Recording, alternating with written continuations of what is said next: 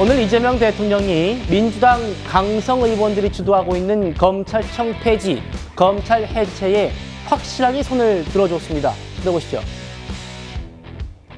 수사권과 기소권을 분리한다라는 점은 이견이 없습니다. 추석 전에 하자라고 지금 당대표 후보들부터 열심히 말씀하시는 것 같습니다. 검찰 개혁은 폭풍처럼 몰아쳐서 전광석화처럼 해치워야 합니다. 올 추석 밥상 위에 검찰 개혁을 올려드리겠습니다.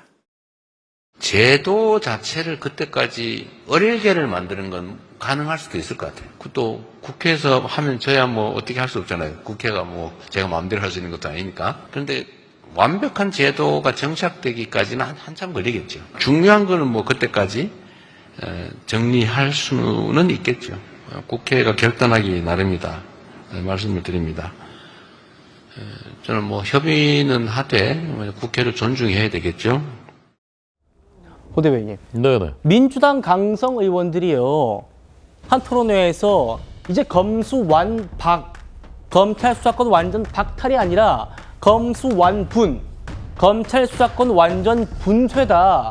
이런 말을 할 정도였고 당대표 후보자들도 이에게 동조해가지고 폭풍처럼 추진하자, 추석 전에 검찰 해체시키자 이런 얘기를 했단 말입니다. 그런데 정작 정성호 법무장관 후보자는 검찰 해체라는 표현은 부적절하다. 그래가지고 당정이 무슨 온도차 있는 것 아닌가라고 했거든요. 그런데 들으신 대로 이재명 대통령이 이렇게 당의 손을 확실히 들어주니까 오늘 본회의에 왔던 정성호 의원 그 후보자의 핸드폰에 이런 얘기가 있었답니다. 검찰 개혁 시기 신속히 하려면 신속히 선제적으로 하자.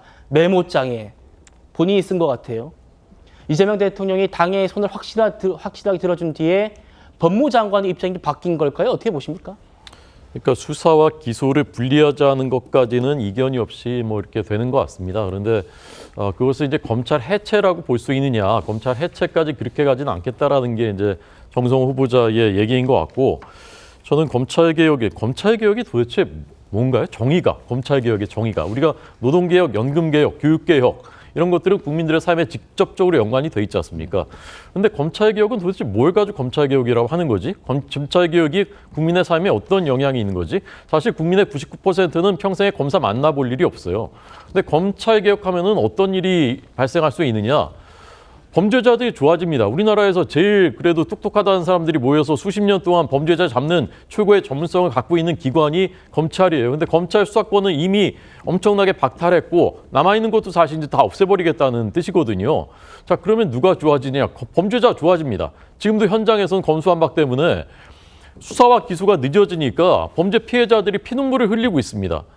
그런데 무엇 때문에 검찰을 개혁하자라는 것인지 제가 느끼는 검찰 개혁의 올바른 방향은 검찰총장을 중립성이 있고 공정하게 수사할 수 있는 사람을 선임할 수 있는 제도를 만들고 정권이 검사 인사에 개입하지 못하도록 그렇게 제도를 만드는 것이 검찰 개혁입니다.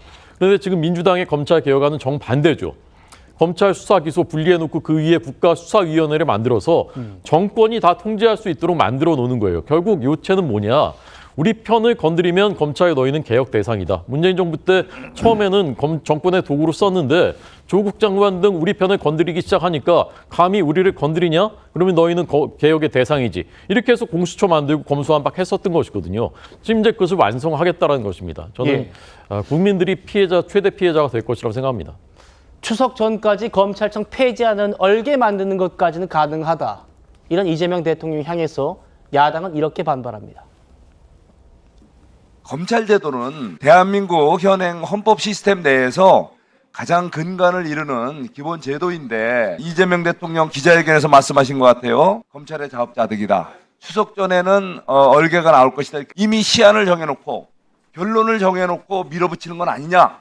이러한 의구심을 제가 의장님께 드리는 겁니다. 형사사법 시스템을 이렇게 어떤 특정한 사건을 계기로 어떤 그 사감에 의해서 또는 어떤 정치적인 이해관계에 따라서 이렇게 뜯어고치겠다. 그것도 서두르겠다. 시한을 정해놓고 결론도 정해놓은 것 같이 가지는 말자 이런 말씀을 드리는 겁니다.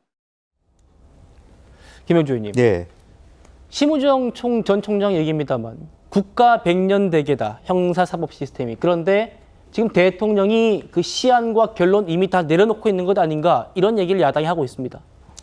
아무래도 저는 이제 법무부 장관 후보자, 행안부 장관 후보자 이 두 사람을 이미 다 그런 얼개 속에서 배치한 거 아닌가 그렇게 생각합니다.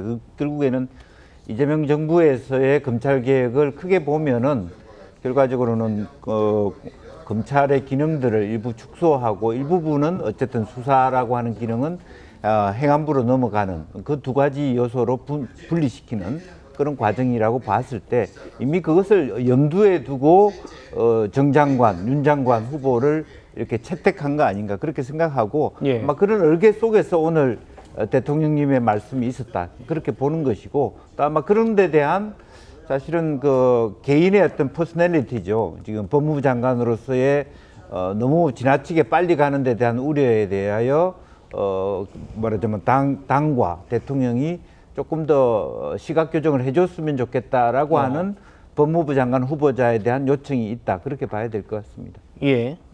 이재명 대통령 오늘 얘기를 들어보면요. 지금의 검찰 없애겠다는 의지가 매우 강한 것 같습니다.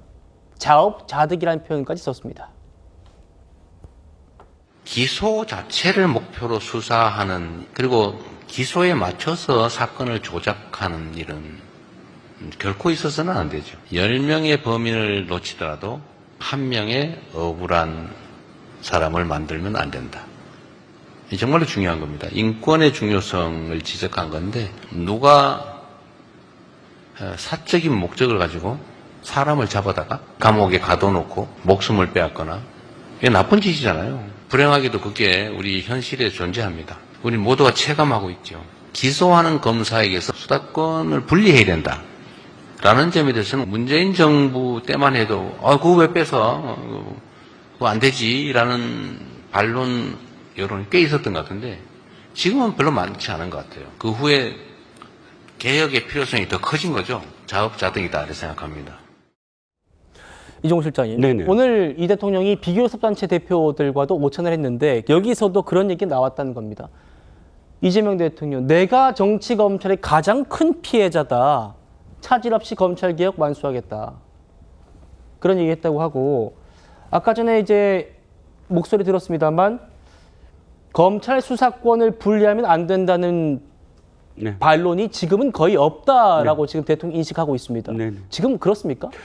글쎄요, 그럴까요? 저는 오늘 이재명 대통령의 이 표현이야말로 자신에 대한 어떤 수사, 그러니까 자신에 대한 어떤 사법 리스크가 정당하지 못하다라는 걸 항변하는 말로 들려요. 왜냐하면 기소를 위해서 사건까지 조작했다. 사실 사건까지 조작한 어떤 사례가 실질적으로 있었습니까? 그런데 기억나는 건 이재명 대통령이 자신의 그런 어떤 기소에 대해서 그렇게 이야기했었어요. 당대표 시절에 이건 조작한 것이다. 그러니까 오늘 이야기한 것, 특히나 좀 전에 앵커가 말씀하신 부분이 있지 않습니까? 문재인 대통령 시절에는 아이고 이거 저 검찰한테 기소권 뺏는 것까지는 반대해요 했던 국민들이 지금은 찬성한다? 그때는 사법 리스크가 크지 않았는데 그 이후에 재판을 많이 자신이 받다 보니까 자신의 억울함이 국민들한테 알려졌다. 그래서 자업자득이다. 나를 이렇게 조작해서 기소를 한 게 자업자득이다. 라는 항변을 한 게 아닌가라고 들립니다.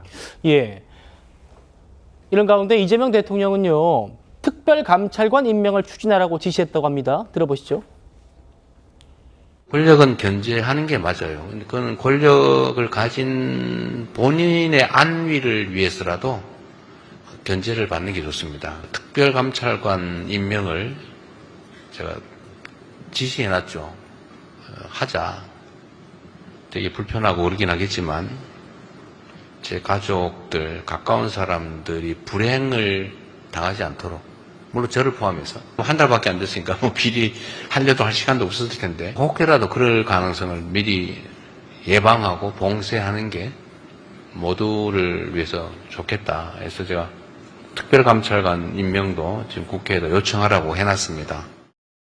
특별감찰관 제도는 문재인 정부 이후로 일관되게 저희가 필요하다는 입장을 말씀을 드렸습니다. 공식적으로 대통령실에서 추천 요구가 들어오면 적극적으로 협조할 생각입니다. 특감반 제도 박근혜 정부 때 만들어졌는데 문재인 정부 때는 뭐 전혀 임명하지 않았고 그래서 8년 동안 공석이었습니다. 윤석열 정부도 마찬가지고요. 다음이요. 김진태 대변인. 그런데 이재명 대통령 말씀 들어보면 불편은 하겠지만 제 가족과 가까운 사람들이 불행하지 않도록 예방하는 게 중요하다. 특감반 제도의 그 본질을 좀 잘 이해하고 있다는 생각이 듭니다. 그 대통령께서 오늘 이제 그 지난 한 8년 동안 지금 이제 특감이 이게 되려면 대통령이 국회에 추천을 요청해야 됩니다. 그래야 이제 이 상황들이 시작이 되는 것인데 그동안 문재인 정부에서도 또 윤석열 정부에서도 요청은 뭐 문재인 대통령 때는 요청을 했었습니다만 국회에서 이견을 보여서 임명이 안 됐고 윤석열 전 대통령은 아예 임명 자체를 요청하지 않았어요. 예. 이번에 이재명 대통령께서 특감을 국회에 요청한다고 지시를 했었다고 하니까 이제 국회에서 추천을 할 걸로 보입니다. 저는 뭐 그 부분에 대해서 진행이 된다면 앞으로 대통령과 관련된 가족들의 문제까지 예방이 충분히 될 수 있을 것이라고 보고 이 특감이 이 감찰하는 대상이 수석비서관 이상이잖아요. 그렇기 때문에 대통령과 대통령 주위에 있는 분들에게는 좀 다소 불편할 수 있을지 몰라도 대통령과 관련돼서 더 이상의 문제가 발생되는 그런 상황들은 예방될 것이다. 그런 부분들에 있어서 오늘의 결정은 참 잘한 결정이시다. 이런 말씀 좀 드리고 싶습니다. 예.